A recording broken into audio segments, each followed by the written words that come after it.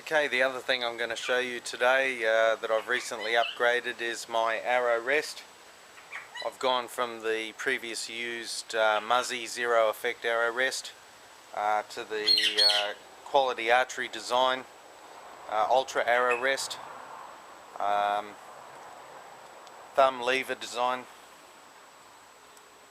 Pull the thumb lever and up comes the arrow rest, and as you draw back on the bow, the ripcord pulls down and brings the arrow rest up to its upright position, and as it releases, down she goes. I found since using this arrow rest I've had no problem with fletching contact, whereas with the Muzzy I had a few tuning issues, and it didn't matter what I did, I just could not tune out the little bit of fletching contact. But since using the QAD arrow rest, I've been able to produce bullet holes every single time from the initial setup without any further adjustment. So I found it very easy to set up, and to be honest with you, I highly recommend it, and I'd consider it one of the best arrow rests on the market. But that's just my opinion. But I don't think you can go wrong if you were to switch to the QAD. If you're having any fletching clearance problems, the QAD, I'm fairly certain, will sort that out for you. A little bit expensive, but definitely money well spent if you're able to put consistent bullet holes and produce very tight groups.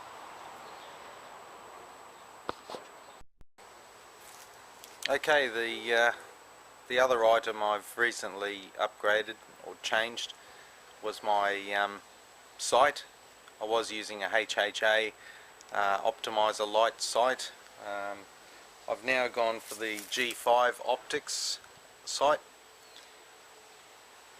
This is the 4-pin version with the floating pin, or smart pin as they like to call it.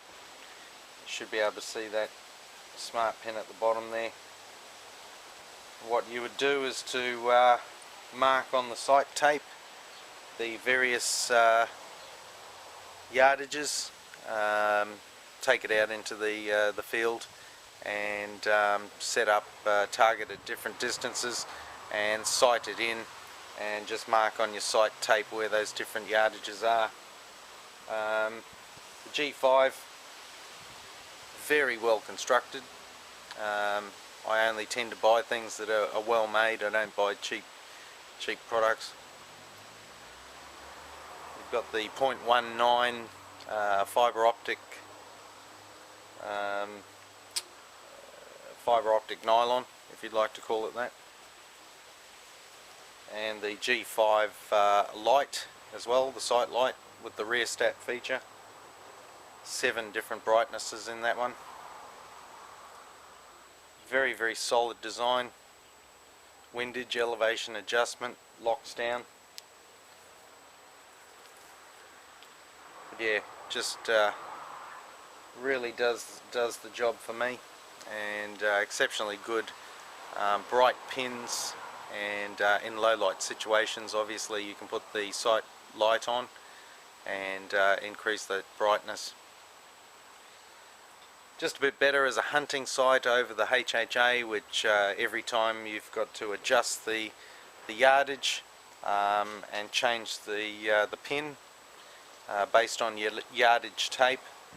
The HHA, you set up your pins to different yardages, and you've got quick target acquisition, provided you have a rangefinder or are fairly good at judging your distances. You don't have to go fiddling around touching the sight at all. It's all preset for you. So very nice sight, and certainly worth the money. Quite expensive, but yeah, once again, you get what you pay for, and I don't mind paying for quality, and that's definitely what I've got in the Optix sight. If you've got any questions on anything I've shown you, by all means feel free to ask. I'm happy to give any advice or experience with any of the products I use. I just think that we can all share each other's knowledge and certainly learn from each other. So feel free to post any questions or comments, and I'll be happy to respond.